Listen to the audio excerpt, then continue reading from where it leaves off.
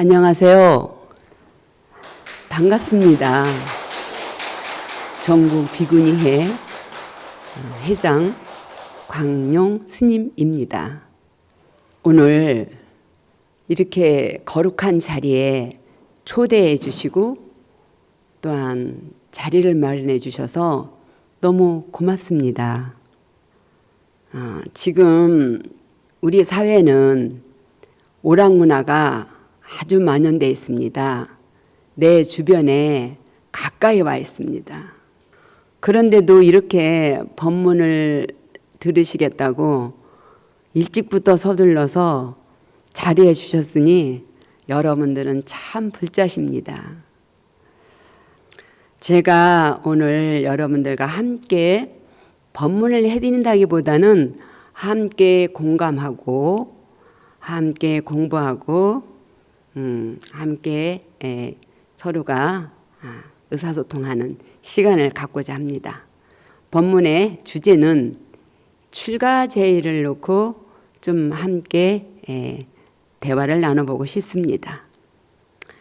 출가제의를 맞이해서 우리 불자님들과 함께한 이 자리에는 굉장히 의미 있고 정말 성스러운 자리입니다. 부처님 중심으로 4대 명절이 있습니다. 여러분들이 다 아시다시피 부처님이 출생하셔서 부처님 오신 날 4월 초발이 있고요. 부처님이 태어나시자마자 부처님이 되신 건 아니잖아요. 그랬을 때 부처님은 출가를 하셨습니다. 출가제일. 그리고 출가하셔서 엄청난 수행을 하셨고 고행 끝에 드디어 도를 깨달으셨다는 성도제일. 그리고 부처님도 그 정신세계, 진리의 세계는 나고 죽는 것이 없지만 일단 육신에 의해서 돌아가셨다라고 하는 열반제일이 있습니다. 부처님이 언제 태어나셨나요? 그렇죠. 4월 초파일 날 태어나셨죠. 그리고 출가제일은 부처님이 2월 8일 날 출가하셨습니다. 그리고 부처님이 성도제일은 언젠가요? 대보살님들 아시죠? 그 철야하고 기도했잖아요. 나월 8일이라 해서 음력으로 12월 8일입니다. 그리고 부처님이 이제 열반하셨다라고 하는 날은 음력으로 2월 보름날이 됩니다. 부처님 중심으로 4대 명절이 있는가 하면 부처님 이주가 아닌 제일이 하나 더 있습니다. 그때가 우란분절, 백중이라고 합니다. 그래서 이렇게 4대 명절이 있는데 부처님 잠깐 출가에 대한 걸 말씀드리면 부처님께서는 어떻게 보면 원력생으로 오셨기 때문에 자타가 본생담을 보면 아주 오랜 세월 동안 부처님은 공덕을 많이 지셨습니다. 이렇게 우리같이 사람으로 또한 다른 생명으로 다른 세계로 돌면서 공덕을 많이 지셨어요. 연등 부처님이 계실 때에 선의 비구라는 그런 호명으로 수행을 하십니다. 그래서 수기를 받습니다. 어느 때 되면 서가모니라는 호칭을 받고 한 성자로 출연할 것이다 라고 합니다. 그 뒤에 이제 호명보살로 도솔천 내원궁에서 호명보살로 딱 계셨다가 드디어 내가 출연할 때가 됐구나 라고 하실 때 지금의 네팔 눈비니 동산으로 내려오십니다. 그 마야부인 부처님 어머니가 마야부인이거든요. 아버지는 정반왕이고 그래 그 정반왕과 마야부인 사이에 자식이 없어서 고민할 때 그 부처님께서 하얀 백상아를 타고 마야부인 옆구리로 쓱 들어오는 태몽을 꾸면서 이렇게 태어나십니다. 근데 불행인지 다행인지 모르지만 부처님께서는 태어나시고 일주일 만에 어머니를 잃습니다. 그리고 나서 마바자 프라지파티 그 이모님께서 그 부처님을 이렇게 잘 성장을 시키는데 부처님께서 늘 뭔지는 모르지만 사색을 하시는 걸 좋아하셨고 늘 혼자서 뭔가를 깊이 사려하는 걸 하셨습니다. 그렇지만 바로 입산하지는 않고 부처님께서 다 왕자로서 겪어야 될 걸 다 겪고 결혼까지 하십니다. 그러나 결혼해서도 너무나 호화로운 생활을 하셨어도 부처님께서는 늘 가슴속에 어떠한 느낌을 안고 있었습니다. 슬픔이라기보다는 뭔가를 의문스러운 것, 에너지를 안고 있었는데 조금 이제 더 이렇게 가면 그 부처님이 시탈태자인데 시탈태자로서 자꾸만 밝은 모습이나 아이들하고 노는 것보다는 왠지 모르게 홀로 사색하고 홀로 있기를 좋아해서 정반왕이 걱정을 하셨습니다. 그래서 굉장히 호화스럽게 걱정거리가 없을 정도로 우리로 말하면 최고의 퀄리티한 최고의 수준이 있는 생활을 다 보장을 해줍니다. 오직하면 계절 따라서 궁전이 다르도록. 그랬는데 부처님이 이제 이렇게 어느 날 그 아버지를 따라서 예를 들면 지금으로 말하면 백성들이 사는 곳을 나가보는 거죠. 제일 먼저 부처님께서 동쪽으로 가시게 되죠. 동쪽으로 가셨을 때 그 궁안에서 너무나 젊고 아름다운 사람들만 대하다가 굉장히 행동도 부자연스럽고 또 모습도 너무나도 이렇게 연로한 그런 아주 그 연로한 분을 만나요. 저렇게 왜 저렇게 사람이 저런가라고 하니까 옆에서 세월이 가고 시간이 가면 우리도 다 저렇게 늙습니다라고 해요. 그런가라고 하고 이제 남쪽을 가게 되죠. 남쪽을 갔을 때는 굉장히 고통스러운 사람을 만나요. 병이 들어서 거리에 누워 있고 너무나도 험하고 못 먹고 아주 초췌한 그런 아픈 사람을 만났을 때 왜 저 사람은 저런가라고 하니까 옆에서 네, 우리도 다 늙고 세월이 가서 병이 들면 저렇게 됩니다라고 해요. 아, 그런가. 그러니 북쪽을 향해서 갈 때 아주 그 거룩한 수행자를 만납니다. 그래서 저분 누군가라고 하니까 예, 사문이라 합니다. 사문은 무엇인가? 수행을 한 입산에서 수행하면 아주 높은 경지에 오르고 도를 성취할 수 있는 그런 사문입니다라고 해요. 그리고 이제 돌아오시죠. 돌아오시기 전에 농부들이 밭갈이를 하는 걸 구경하게 됩니다. 그 밭갈이를 쓱 할 때 우리가 쟁기라는 걸로 쓱 갈면 땅이 뒤집어지잖아요.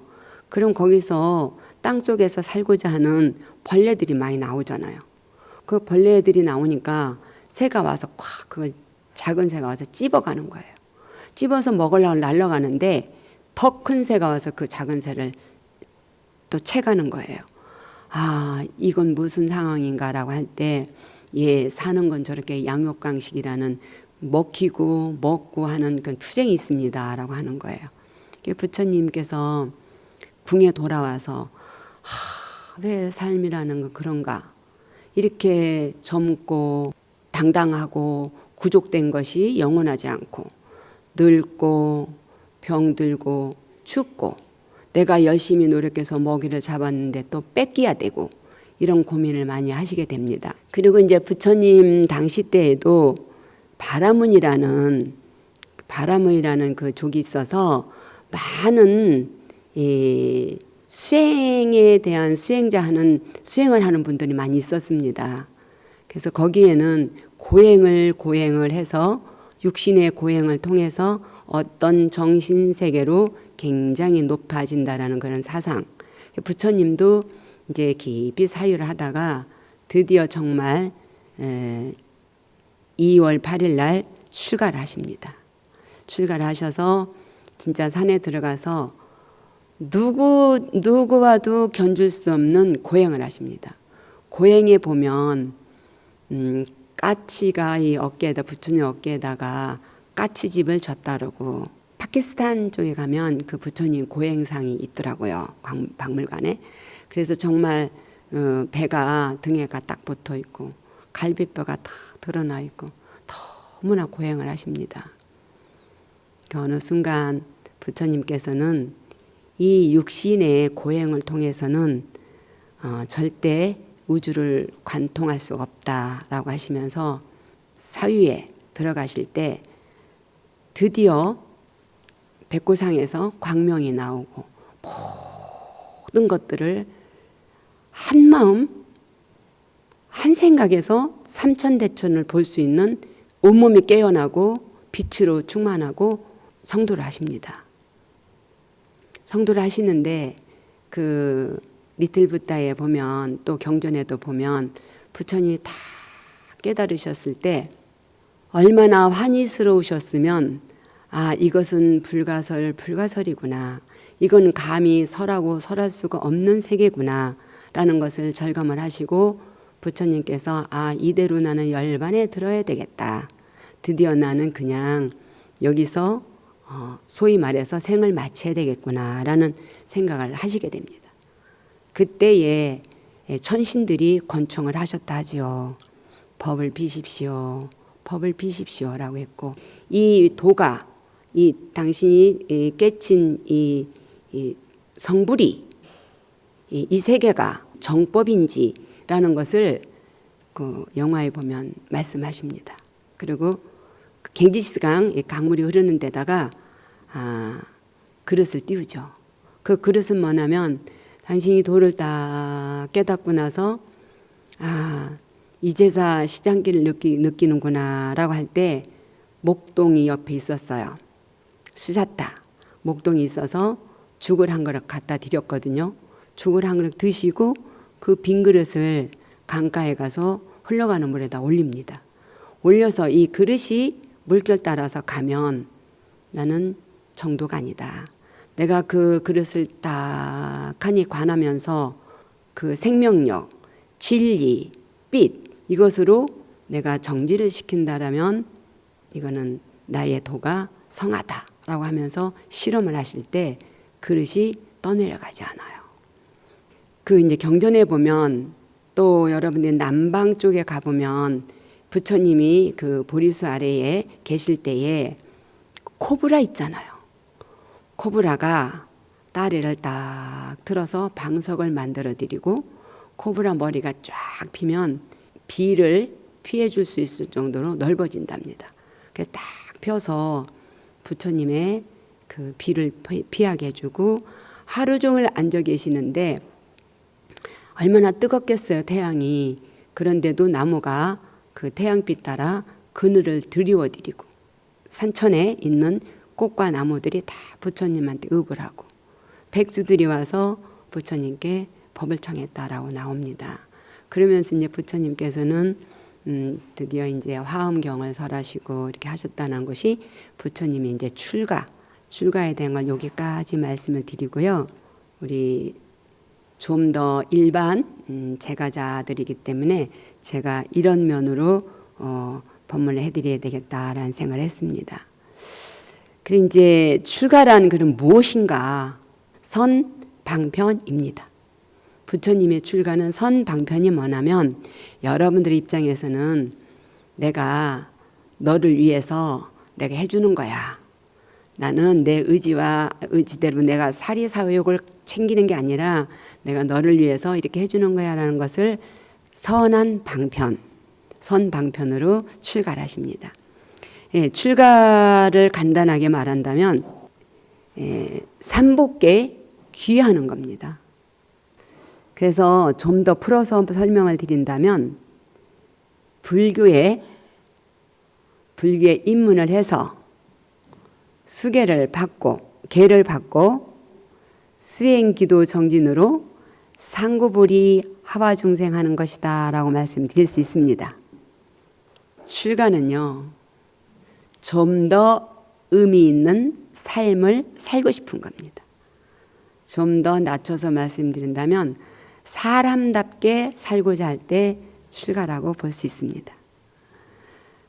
그래서 그냥 출가를 단순하게 글씨로 본다면 떠난다라는 겁니다. 그래서 출가의 가지수가 3가지가 있는데 첫 번째는 부처님 출가, 두 번째는 입산 출가, 세 번째는 제가 출가라고 할 수 있겠어요. 부처님 출가는 아까 말씀드렸어요. 그럼 두 번째 입산 출가, 승가 출가라는 것은 뭐냐면 저희와 같이 이렇게 달라지는 겁니다. 스님네는 환경 출가가 있고 그리고 신체 출가가 있고 발심 출가가 있다라고 설명드릴 수 있겠습니다. 이게 환경 출가는 뭐냐라면 저희가 태어나면서 절에서 안 태어났잖아요. 부모가 있었잖아요. 부모한테 있다가 옮겼잖아요. 장소를 옮겼어요. 어디로? 사찰로. 그래서 환경 출가라고 할 수가 있고요. 신체 출가라는 것은 저도 여러분들과 같이 머리도 길었고 고운 옷도 입었을 거 아니겠습니까? 그런데 입산을 함으로써 삭발을 하고 이런 법복을 입고 단체 생활을 하고 거기에 수계를 하고 거기서 공부를 하고 사상을 배우고 어떠한 질서를 배우고 계율을 지키고 많은 달라졌잖아요. 그것을 신체 출가를 할 수 있고요. 마지막으로 발심 출가는요. 이제 스님네도 한생 스님이 있고 두생 스님이 있고 윤회 차원으로 본다라면 여러분들도 한생 사람 있고 두생 사람 있고 삼생 사람도 있겠죠. 그와 같아서 나면서부터 부처님 같이 전생에 스님 하다가 지금 태어났어요. 태어나서 뭔지 모르게 어렸을 때부터 불교에 대한 관심이 가고 스님네 절집 부처님 말씀 연불이 좋다라고 이렇게 마음이 든다라면 그때부터 발심이겠죠. 그러나 입산을 해서 부처님의 사상을 배우고 공부를 하고 수행을 하다 보면 정말 잘했다. 어떻게 이렇게 스님이 될 생각을 했을까. 너무나도 다행스럽다. 진짜. 그래서 만인에게 감사함. 만인에게 정말 은연스러운 그런 뭐라 그럴까 고마움. 부처님은 말할 것도 없고요. 다음 생에 꼭 다시 스님으로 와야지. 꼭 스님으로 와서 이 공부를 다시 해야지라는 것이 될 때가 발심출가라고 할 수 있겠습니다.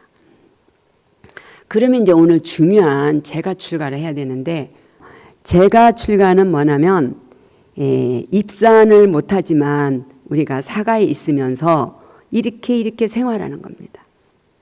제가 출가로서 이렇게 아라한관을 증득한 예가 있거든요.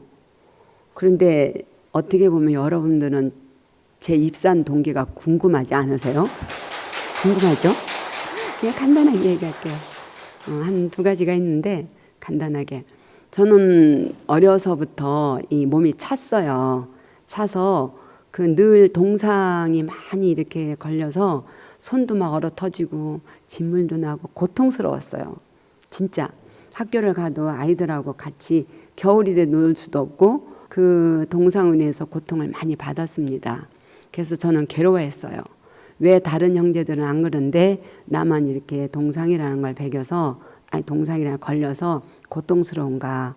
그래서 어머님이 굉장히 민간요법으로 내가 알기로 한 10가지는 더 해주셨어요. 그래서 이제 그런 고민을 하고 있었어요. 어느 날 이제 애가댁에 갔는데 애가댁에 먼 친척의 스님이 탁하니 왔는데 너무 신기해서 누구세요? 라고 하니까 스님이래. 스님이 뭐예요? 라고 하니까 여짜짜짜짜짜짜 설명을 하는 거예요. 선방에 갔다 오셔서 해제철에 저를 애가댁 오셨나 봐요. 그래서 그걸로 인해서 스님을 따라서 와갖고 이제 배우고서 이제 세월이 갔는데 진짜 그래서 이제 재밌으라 하는 것이고요. 다시 본론으로 가면 제가 불자로서 아란과를 얻었다라는 내용이 있는데 미얀마에 의뢰왔다 스님 법문집에 보면 다음과 같은 내용이 나옵니다. 이빠시라는 부처님 당시 때에 한 청년이 있었어요. 너무나 잘생겼고 멋있고 젊었어요. 그래서 늘 절에 와서 법문을 들었고 또 수계를 받았고 수행을 하는데 자기는 출가를 하고 싶어요. 그 출가를 하고 싶은데 또 스님들도 권했어요. 부처님도 권했고. 근데 출가를 하려는데 불행스럽게 두 부모가 앞을 못 보는 맹인이었어요. 그래 고민을 얘기했어요. 부처님한테. 저는 여차여차해서 발심을 해서 수행을 하고 싶은데 저희 부모가 이렇습니다 라고 하니까 부처님께서 뭐라 했느냐면 걱정하지 마라. 제가에 있으면서도 여법하게 계를 지키고 또한 수행을 하고 또한 보시를 하고 게으르지 않으면 승가 출가를 한 거나 마찬가지다라고 이렇게 달래주셨어요. 그래서 그분은 결국에 입산을 하지는 못했고 제가에서 끝까지 그 부모를 잘 봉양을 해서 보내드리고 다시 한 생을 태어났어요. 다시 한 생을 태어났는데 그때에 그 제가에 있으면서 수행을 하고 공덕을 짓고 계행을 지켰던 그 공덕으로 천신의 왕으로 한 생을 삽니다. 또 천신의 왕으로 한 생을 살고 다시 환생해서 전륜성왕으로 굉장히 훌륭한 왕으로 한 생을 살고 다시 드디어 부처님 서가모니 부처님 시대에 태어납니다. 태어나는데 아주 귀족 집에 태어나요. 그 귀족의 집이 부처님의 그런 승가가 모여서 수행을 하는 그 근처였어요. 근데 이제 7살이 됐어요. 띠사라 나까마니아였어요. 이름이. 띠사라 나까마니아는 7살이 됐는데 놀러를 갔어요. 학교 옆에 있으면 학교로 가겠지. 이게 절집 옆이니까 절로 놀러를 갔어요. 근데 거기에서 많은 수행자들이 법문을 하시는 거예요. 법문하시면서 이 세상은 영원하지 않다.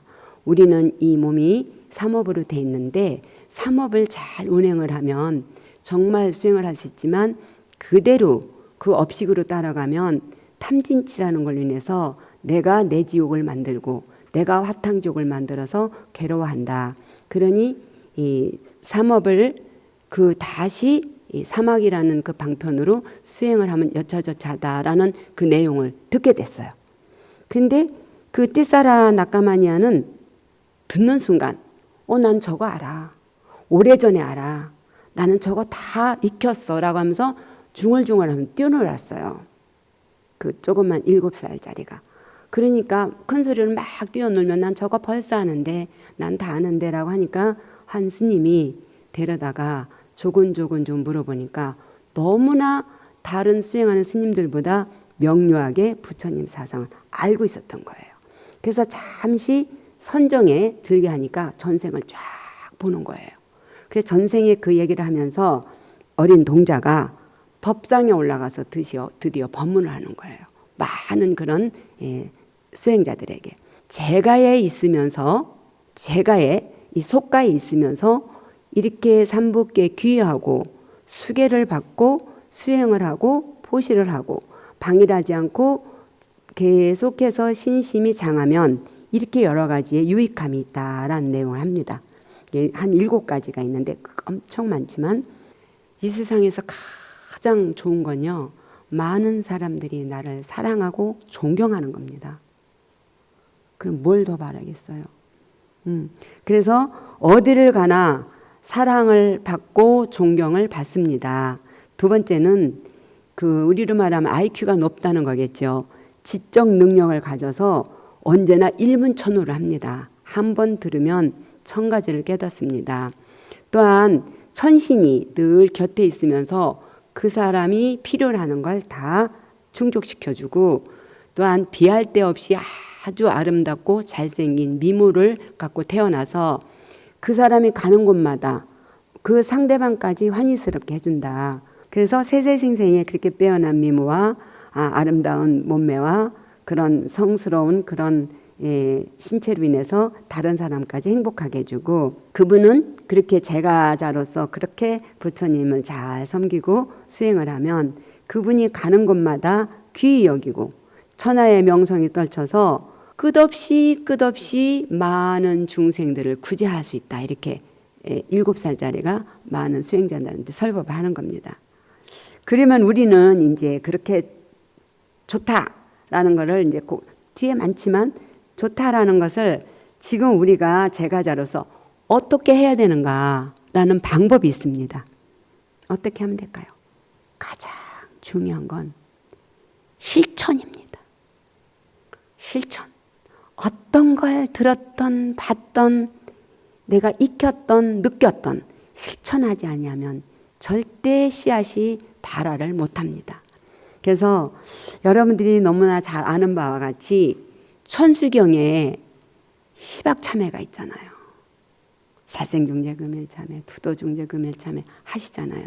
그거를 제가 이렇게 좀 의역을 한다든가 변형을 해서 이렇게 말씀드린다면, 삼업을 다스리는 데 있어서는 신구의가 뭐냐면 몸과 보이는 신체 몸, 그리고 보이지 않는 내 의식, 신체만 있고 정신이 없으면 시체라고 하겠지. 그죠? 그리고 정신세계만 있고 신체가 없으면 유령이라고 하겠지. 그리고 신체도 있고 의식도 있는데 말을 못하면 식물인간이라고 하겠죠. 그래서 삼업이 내 몸과 내 의식과 언어라고 할 수 있죠. 그래서 그 언어를 잘 다스리는데 제가 조금 변형을 해서 여러분들이 몸을 갖고 봉사하고, 봉사는 딴 데 가지 마세요. 옆에 사람한테 하세요. 봉사하고 기도하고 손으로 보시하고, 그러면 그것이 바로 몸을 잘 다스리는 겁니다. 그래서 삼업을 어떻게 다스리는가 하면 삼학으로 다스리는데, 삼업은 말씀드렸어요. 몸과 내 의식, 마음과 언어. 그런 삼학은 뭐냐면 개, 정, 해라고 그래요. 개는 잘 지키는 거, 개정은 고요함을 지키는 거, 그 속에 해는 지혜가 나오는 거. 그래서 삼업을 삼학으로 다스리는데, 몸으로는 봉사하고 기도하고 보시를 행하는 것이 계행을 지키는 것이요, 입으로는 칭찬하고 독경하고 삼보를 찬탄함이 정행을 실천하는 것이요, 뜻으로는 참회하고 감사하고 큰 원력을 갖는 것이 지혜를 닦는 것이요 라고 말씀을 드릴 수가 있겠어요. 그러면 누가 그거 모르나요? 다 알아요. 실천을 못해서 그렇죠. 그래서 크게 하지 마시고요. 가까운 사람에게 조금 배려하고, 그리고 여기 왔을 때 절 한 자리 하시고, 이것은 삼학으로서 삼업을 정화시키는 것이며, 불자로서 제가자의 기본 자세를 완성하는 것이다 라고 말씀드릴 수 있겠습니다. 이제 또 한 가지는, 저는 부처님밖에 모릅니다. 부처님이 아니 계셨으면 어떻게 살았을까 싶습니다. 음방석에 금방석에 앉혀준다 해도 저는 이 사가에서는 해보고 싶은 게 아무것도 없어요. 근데 부처님 말씀 속에서는 해보고 싶은 게 너무 많아. 근데 이제 부처님 당시 때에 부처님께서 아함경에 33권 927경에 나와 있어요. 석가족의 마하나마나가 부처님한테 여쭙습니다. 물어봅니다. 부처님, 저는 출가를 못하겠고 저렇게 스님은 되지 못하겠고 제가자로서 출가자와 같이 이렇게 수행을 할 수 있겠습니까? 라고 물어요. 부처님께서 물론 그렇지, 할 수 있지, 내 마음으로만 되는 건 아니야. 첫째, 내가 일러줄게, 들을 것이냐, 그렇게 할 것이냐, 예, 하겠습니다. 여전히 똑같아요. 모든 경전은 삼보가 나타납니다. 그래서 부처님, 가르침, 그리고 승단 이렇게 했어요. 그래서 삼보께 귀의한다 이 소리는 삼보께 나를 이렇게 기대겠습니다.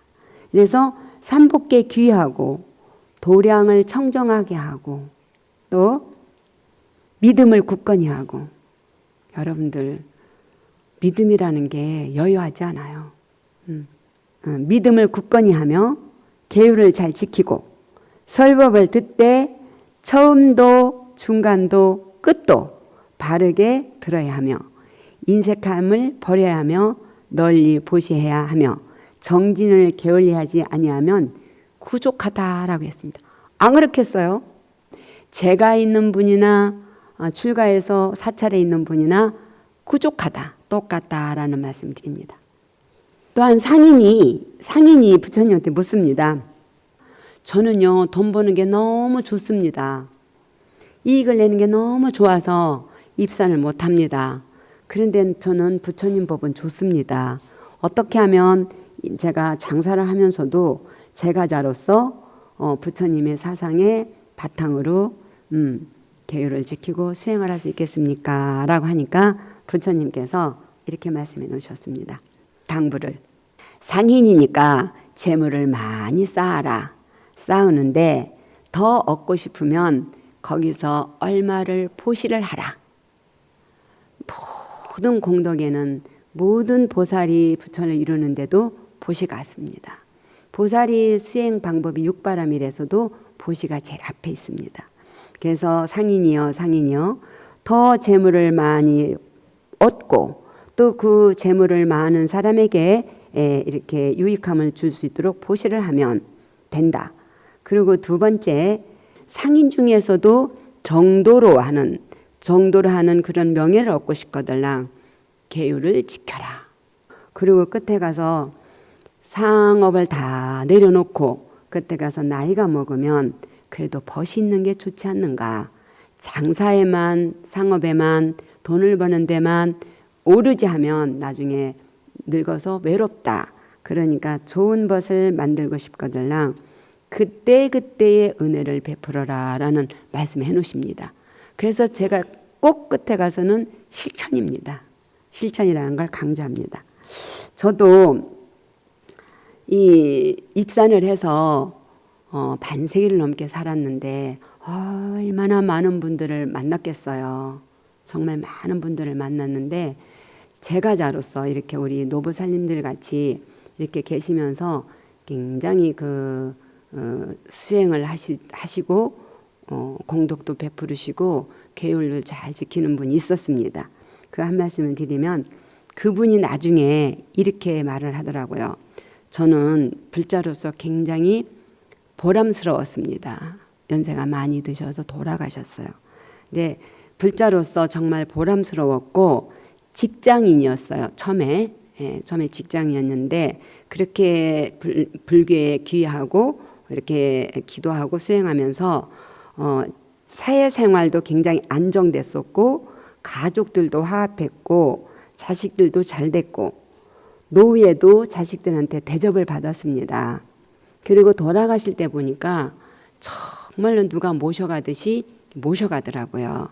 그래서 제가 조금 거기서 이렇게 풀어서 말씀을 드리면 이 불자로서 보람되다라는 것은 성숙되고 멋있는 자기 발견, 자기 발전하는 겁니다.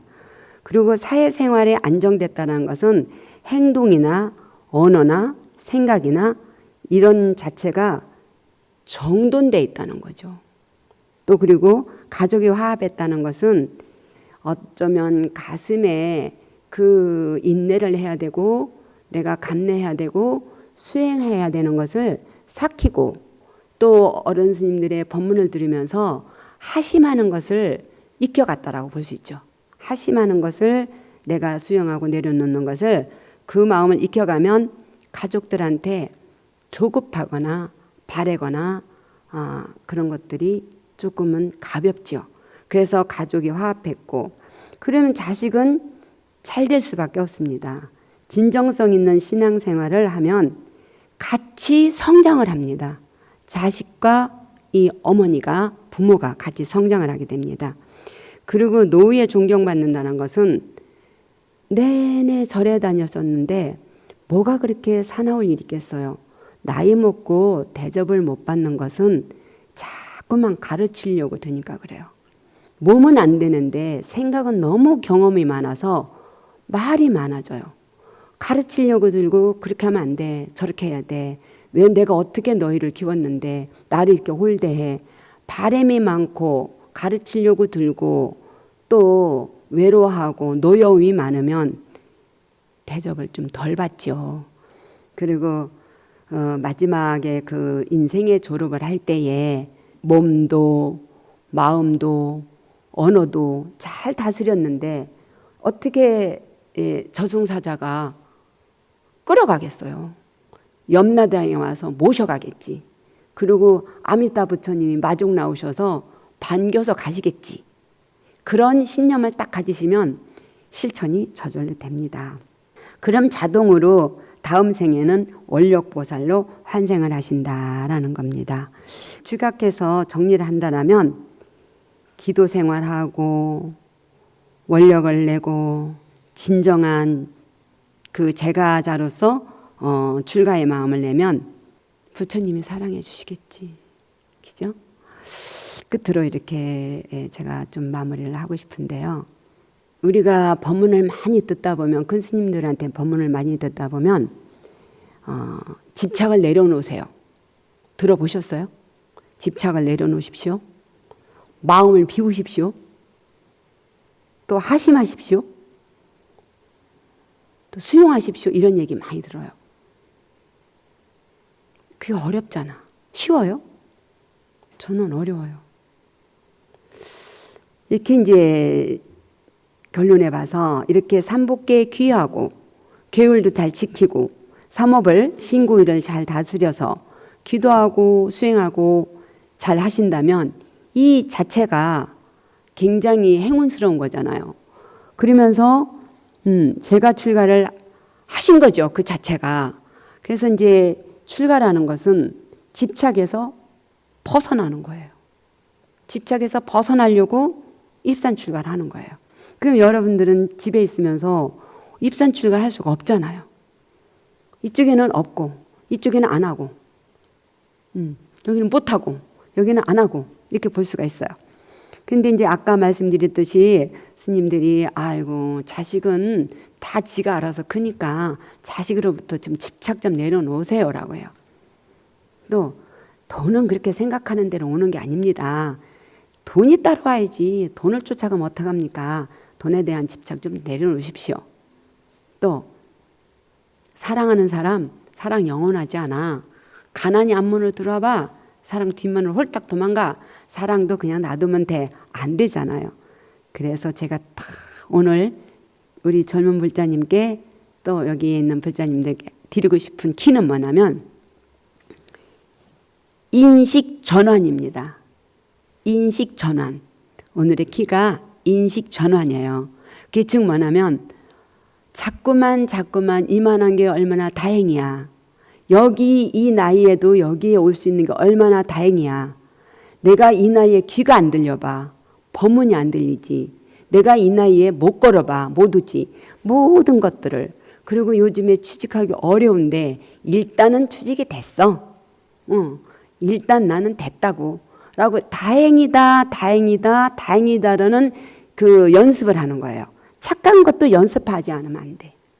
그래서 거짓말도 하면 늘고 화도 내면 늘고 선행도 3번만 하면 진선이 돼서 진짜 착한 선행이 돼서 늘어요. 뭐든지 업식도 공덕도 이자가 같이 늘어요. 그래서 인식 전환이라는 걸 가지고 있으면 아, 저 사람도 살려고 그러는구나. 너는 왜 그래? 하면 그건 원망이잖아요. 질책이잖아. 아, 저 사람도 살려고 그러는구나 라는 인식을 바꾸면 조금 사람을 보기가 나요. 멀리 크게 보면 봐줄 수 있어요. 직장생활 하다가 확 때려치우고 싶으면 멀리 보세요. 그리고 조금 너도 살려고 그러는구나. 일은 어렵지 않아. 배우면 돼. 열심히 더 하면 돼. 사람과 사람 사이에 흐르는 그 감정이 굉장히 힘든 거예요. 그래서 멀리 놓고 보면 참을만 하다. 또 너도 살려고 그러는 거지 연민심을 갖고 보면 봐줄만 해요. 10년 전 일같이 생각하면 조금 내려놓을 수가 있어요. 다시 요약을 하면요.